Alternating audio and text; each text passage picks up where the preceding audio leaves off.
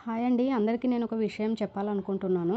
మెయిన్‌గా పల్లెటూరు నుంచి ఇంటర్మీడియేట్ క్వాలిఫికేషన్‌తో, డిగ్రీ క్వాలిఫికేషన్‌తో హైదరాబాద్‌కి జాబ్స్ చూసుకోవడానికొస్తారు గదా! వాళ్ళ కోసం ఈ వీడియో.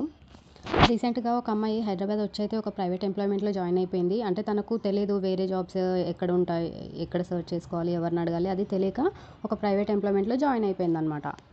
సో, వాళ్ళ మేడం స్టార్టింగ్‌లో ఇంటర్వ్యూ తీసుకున్నప్పుడు టార్గెట్ రీచ్ అవుతేనే డబ్బులిస్తాము, లేదంటే ఇవ్వము అదంతా ఏం చెప్పలేరంట.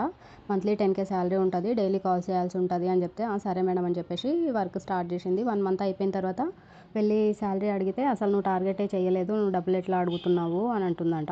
ఇంకా ప్రైవేట్ ఎంప్లాయ్‌మెంట్ అంటే ఐడీ కార్డు, ఆఫర్ లెటర్ అవన్నీ ఏమి ఉండవు కదా! అసలు నువ్వు నా దగ్గర వర్క్ చేసినావని ప్రూఫ్స్ ఏమైనా ఉన్నాయా నీ దగ్గర? నువ్వు నా దగ్గరనే చేసినావని ఎట్లా నమ్మాలి అని మాట్లాడుతుందంట ఆమె.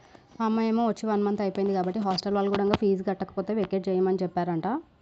సో, ఎవ్వరు ఇట్లా హైదరాబాద్ వచ్చి మోసపోవద్దు. ఏదైనా కంపెనీ గురించి గానీ, ఏదైనా జాబ్స్ గురించి గానీ మీకేమైనా తెలియకపోతే ఎవరినైనా అడిగితే చెప్తారు. సో, ఎవరికైనా అడిగి కనుక్కోండి. అది ట్రస్టెడ్ కంపెనీయా కాదా అని తెలుసుకొని జాయిన్ అవ్వండి. దేంట్లో పడితే దాంట్లో జాయిన్ అవ్వకండి.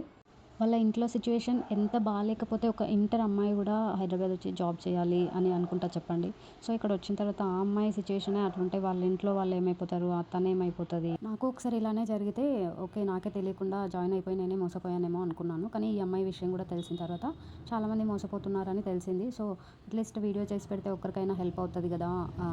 అని నేను ఈ వీడియో అయితే చేస్తున్నాను. సో, మీరు ఈ వీడియో ఎవరికైనా హెల్ప్ అవుతది అనుకుంటే వాళ్ళకు షేర్ చేయండి. Thank you.